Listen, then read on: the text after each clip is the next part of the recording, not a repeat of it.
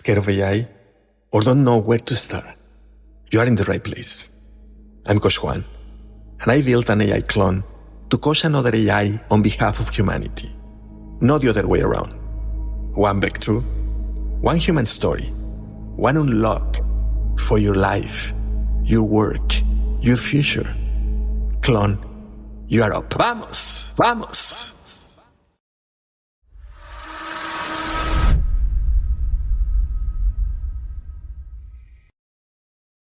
What happens when you can no longer tell what is real?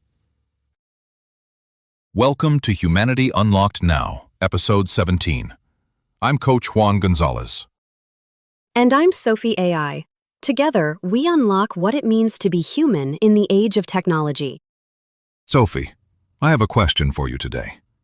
In a world where seeing is no longer believing, where the tools we built to verify truth are breaking down faster than we can fix them, what does a person do when their entire job is to stand between a lie and the public, and the ground beneath their feet just disappeared? Coach Juan, let me take you to Accra, Ghana. It is 11 at night. Kwame is 28 years old, sitting in a small office above a print shop, 3 monitors glowing in front of him. A fluorescent tube flickers against the ceiling. He has not eaten since noon. What does Kwame do? He is an independent fact-checker for a collective of West African newspapers. Every day, stories pour in from across the region. A photograph of a protest, a claim about a government official, a video that looks like it shows something terrible.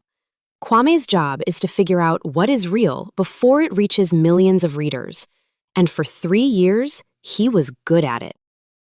So what changed? The world changed faster than the tools could keep up.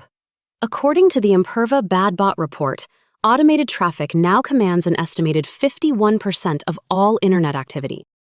Wait. More than half? More than half, and it is scaling 8 times faster than human traffic. These systems do not just move content around, they prioritize low-quality virality, ensuring synthetic material travels while verification is still catching up. So Kwame is fighting a flood with a bucket. Exactly, and the flood is getting smarter.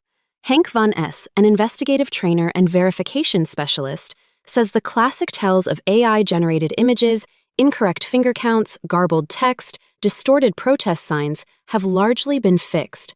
But the harder problem is what van Es calls the hybrid. 95% of an image is a real photograph, real metadata, real sensor noise, real lighting. The manipulation sits in a single detail, a patch added to a uniform, a weapon placed into a hand, a face subtly swapped in. 1 square inch of fake inside an ocean of real. And pixel-level detectors clear it because they are scanning what is, in most respects, a genuine image. Van Es argues that every old method assumed the image was a record of something, and generative media breaks that assumption at the root. Kwame used to finish his shift feeling like he had protected something. Now he finishes feeling like he is guessing. The smoke detector in his house is going deaf, and more fires start every day. But while the old tools are failing, new ones are being built. Henry Ader, a deepfake researcher who has tracked synthetic media since 2018, says the long-term solution is not better detection alone. It is provenance. Systems that verify where an image came from, rather than endlessly chasing what is fake. And Van Es has published a framework anyone can use right now. Run multiple reverse image searches across different engines. Zoom into the margins, not the landmark, but the parking sign, the shadow angle, the manhole cover. And most importantly, find patient zero. Trace every image to its earliest appearance.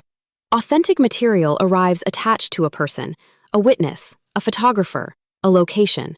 Synthetic content appears frictionless, anonymous, polished, already formatted for sharing. So the answer is not a better algorithm. The answer is a better question. And that is exactly what Kwame starts doing. He stops trusting his tools as verdicts. He starts treating them as prompts. He adds Van S's steps to every verification he runs. He teaches his editors to ask not, is this real, but where did this first appear and who was attached to it? It is slower. It is harder. But for the first time in months, when Kwame finishes his shift, he knows what he verified and why. Sophie, this goes deeper than fact-checking. If more than half of what moves online is not even human, what does that mean for what we trust? It means the most important technology in the world right now might not be artificial intelligence at all. It might be the human willingness to slow down. The speed is the weapon, and the defense is the pause. Every verification expert working in this space agrees on one thing: the algorithm rewards the reflex. The person who reposts without a second thought moves faster than the person who stops to check. So the superpower here is not some new software. It is something older than the internet. Much older. The human superpower today is discernment. The ability to pause before you share, to ask one more question, to sit with uncertainty long enough to find the truth.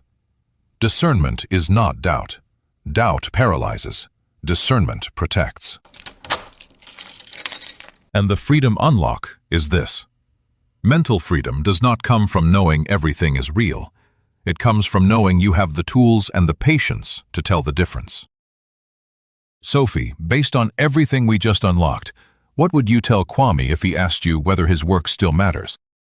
I would tell him that his work matters more now than it ever has. And I would commit to this.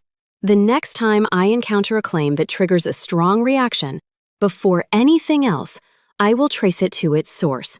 Not to prove it wrong, to understand where it came from. That single pause is the daily unlock.